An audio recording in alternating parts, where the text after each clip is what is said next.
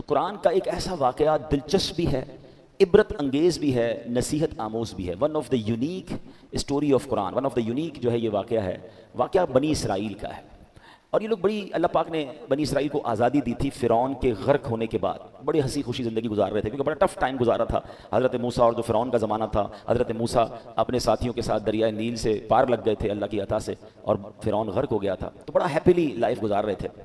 اب اللہ پاک نے حضرت موسیٰ کو حکم دیا کہ اے موسیٰ آپ کوہ طور پر آئیے، آپ کو ایک کتاب دی جائے گی. ٹھیک ہے نا. تو اب 30 دن تک حضرت موسیٰ کو حکم دیا گیا کہ کوہ طور پر اعتکاف کریں.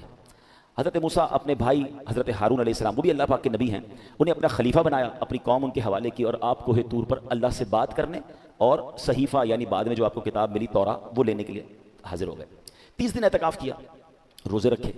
آخر دن جب اللہ پاک سے بات کرنے کا وقت آنا تھا تو آپ نے تیاری کی اور مسواک کی، نظافت اور پاکیزگی اختیار کی کہ رب سے بات کرنی ہے، اللہ کی بارگاہ میں جانا ہے.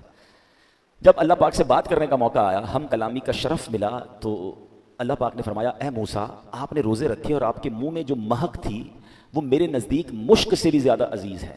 آپ نے مسواک کر کے وہ مہک ختم کر دی ہے، لہٰذا 10 دن مزید روزے رکھیں. بنی اسرائیل میں ایک شخص تھا، اس کا نام سامری تھا. وہ بڑا منافق تھا. اس نے بنی اسرائیل کے بہکانے کے لیے، کیونکہ حضرت موسیٰ تو چلے گئے تھے پہاڑ پر، تو اس نے کیا کیا، ایک سونے اور چاندی کے زیورات کو پگھلا کر ایک بچڑا بنایا، یعنی ایک سمجھے بت بنایا، اور گائے کا یا بچڑے کا اس نے ایک بت بنا دیا، اور اس میں کوئی ایسی چیز ڈالی کہ وہ بچڑا آوازیں کرنے لگا. اب سامری بولا کہ اے بنی اسرائیل، حضرت موسیٰ تو کوہ طور پر اللہ سے ملنے گئے ہیں، خدا تو خود تمہارے پاس آ گیا ہے، اور بچڑے میں خدا نے حلول کر لیا اور اللہ ہی تم سے باتیں کر رہا ہے، معاذ اللہ، استغفر اللہ. اب بنی اسرائیل اس کے بہکاوے میں آ گئے اور اس بے جان بچڑے کو خدا سمجھ کر پوجنے لگے. ودن 40 days یہ ہو گیا. اب ذرا غور کیجئے گا، صرف 40 دن کے لیے حضرت موسیٰ گئے تھے، مگر اس بدبخت نے ایسی چال چلی کہ بنی اسرائیل کو اس بچڑے کی پوجا میں لگا دیا. اچھا، ادھر بنی اسرائیل جو ہے وہ پوجا کر رہے ہیں، حرام کام کر رہے ہیں، شرک کر رہے ہیں، ادھر اللہ نے حضرت موسیٰ علیہ السلام کو یہ بتا دیا کہ تمہاری قوم کا یہ حال ہے. آپ واپس آئے، بہت جلال میں تھے، آپ نے پہلے تو بچڑے کو چکنا چور کر دیا، سامری کو سخت سزا دی، بنی اسرائیل کو توبہ کروائی اور دوبارہ کلمہ پڑھایا. اب یہاں ایک دو تین بڑی اہم باتیں سمجھنے والی ہیں اس واقعے کے تحت، کہ سامری کے پاس ایسی چیز کیا تھی کہ جس سے بچڑا جو ہے وہ بولنے لگ گیا یا اس سے آوازیں آنے لگ گئیں. اللہ نے یہ بھی قرآن پاک میں بیان کیا ہے. پارہ نمبر 16 سورہ طٰہٰ میں حضرت موسیٰ نے سامری سے پوچھا تم نے ایسا کیا کیا تھا کہ یہ بچڑا بولنے لگ گیا؟ تو سامری جو کہتا ہے وہ قرآن میں موجود ہے، بصرت بما لم يبصروا به فقبضت قبضة من اثر الرسول فنبذتها. بصرت بما لم يبصروا به فقبضت قبضة من اثر الرسول فنبذتها. آسان ترجمہ قرآن کنز العرفان، میں نے وہ دیکھا جو لوگوں نے نہ دیکھا، اور تو میں نے فرشتے کے نشان سے ایک مٹھی بھر لی پھر اسے ڈال دیا.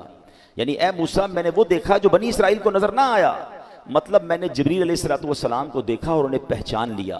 وہ گھوڑے پر سوار تھے، چنانچہ میں نے ان کے گھوڑے کے قدموں کے نشان سے مٹی کی ایک مٹھی بھر لی، اس بچڑے میں ڈال دیا. اسی سبب سے یہ بچڑا زندہ ہو کر بولنے لگ گیا. اب اس کے پیچھے راز کیا تھا کہ جبریل امین کے جس گھوڑے پر آپ سوار تھے، اس گھوڑے کے قدم جہاں لگے اس کی مٹی جو ہے اس بچڑے میں ڈالی تو بچڑا بولنے لگ گیا. اب علماء نے اس مسئلے سے کتنی باتیں ہمیں سکھائیں. پتہ یہ چلا کہ جبریل اللہ کے پیارے ہیں، وہ بے شک بابرکت ہیں، مگر واسطوں کی گنتی کیجئے گا. حضرت جبریل اللہ کے پیارے، ان سے گھوڑے کو نسبت ہوئی، گھوڑے کے قدموں سے مٹی کو نسبت ہوئی. اس مٹی کے اندر اللہ نے ایسی تاثیر ڈال دی کہ بے جان بچڑے میں جان پڑ گئی، وہ بولتا نہیں تھا، بولنے لگ گیا. تو پتہ چلا کہ تبرکات میں اللہ پاک نے کیسی برکتیں رکھی ہیں.